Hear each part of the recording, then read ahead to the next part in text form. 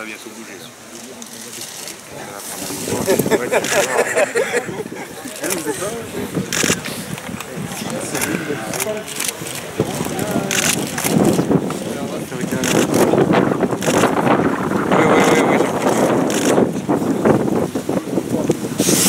Non, c'est la marque.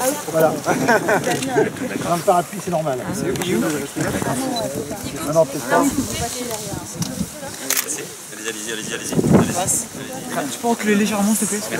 Allez, je suis à vous. Monsieur le Premier ministre, dans votre discours, vous avez parlé de l'importance de casser les clivages partisans sur de grands dossiers comme le Mont-Saint-Michel ou encore les trains entre Normandie et Paris. Est-ce qu'aujourd'hui c'est une faiblesse en France, les clivages partisans? Est-ce qu'il faut les casser pour réformer?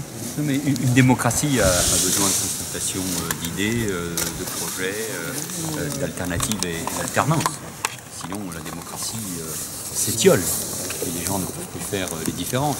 Mais en même temps, il faut être capable de bâtir des compromis. C'est vrai au plan national, je l'espère, mais c'est vrai aussi au plan local.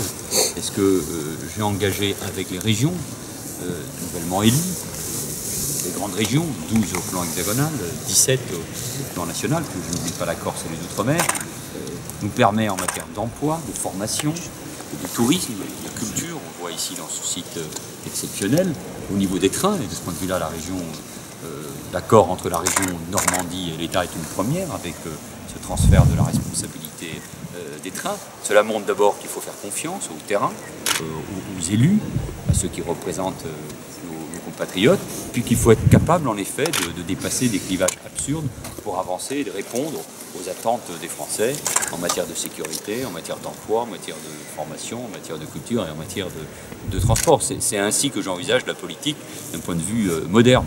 Il y a des différences, mais il faut être capable de dépasser les clivages et les querelles. Pendant qu'on se parle, il y a un meeting actuellement à Paris et haut la gauche. Vous êtes ici au Mont-Saint-Michel. Vous n'avez pas pu bousculer votre agenda pour vous rendre à Paris et avec les 25 ministres présents et défendre le bilan, le vôtre? Non, mais chaque chose en son temps, et moi je veux saluer cette initiative, celle de Stéphane Le Foll, plusieurs membres du gouvernement y participent et c'est bien ainsi. Le président de la République aura aussi l'occasion de s'exprimer la semaine prochaine devant les fondations Jean Jaurès et Terra Nova. Et moi je le fais régulièrement, mais aussi j'aurai l'occasion, à travers différentes réunions publiques, avec les membres du gouvernement, avec les parlementaires, pas seulement de défendre le bilan, et d'indiquer le chemin nécessaire pour la France. Et moi, je crois de plus en plus à un projet basé sur la République, la capacité de réforme, l'écoute, le dialogue, une République décentralisée, mais forte. Et quand on est ici sur ce site d'histoire incroyable, on se dit que la France est magnifique, par sa langue, par sa culture, mais aussi par sa capacité à compter dans le monde, par son projet économique, par ses armées, sa diplomatie. Nous devons être fiers de ce que nous faisons. Mais moi aussi, je suis fier de ce que j'ai engagé.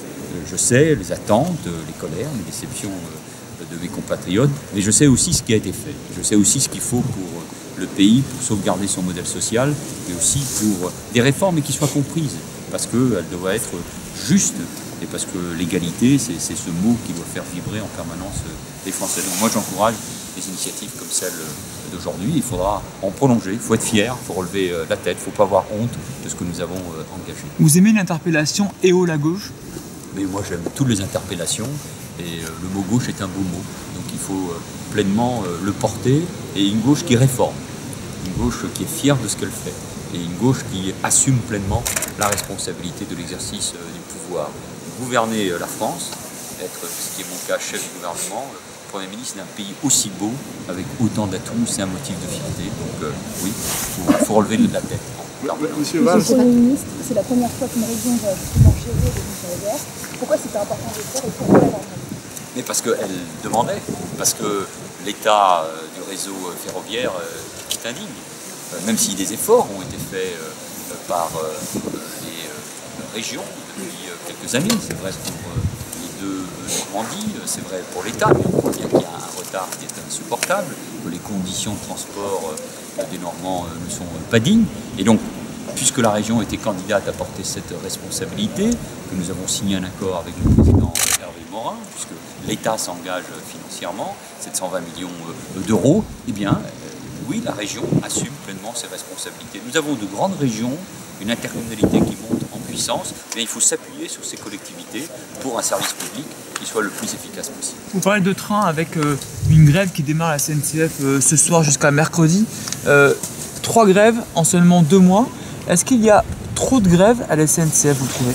Oui, moi je suis respectueux de chacun et des droits dans ce pays. Le droit de grève est un droit constitutionnel qu'il faut respecter, mais je pense aussi aux usagers qui en subissent les conséquences. Moi, ce que je souhaite tout simplement, c'est que le dialogue continue, se poursuive avec la direction de la SNCF. Alain Vidali, le secrétaire d'État au transport, est particulièrement engagé sur ce dossier.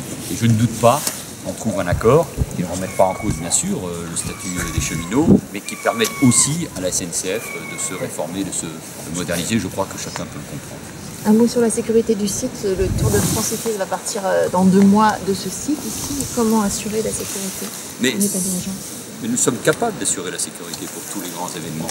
Nous l'avons montré encore ce week-end avec la finale de la Coupe de la Ligue, l'accueil du Grand Prix de Formule électrique. Nous l'avons fait avec la COP 21. Nous allons le faire encore une nouvelle fois avec l'Euro de foot 2016 et le Tour de France. Le Tour de France, c'est une fête.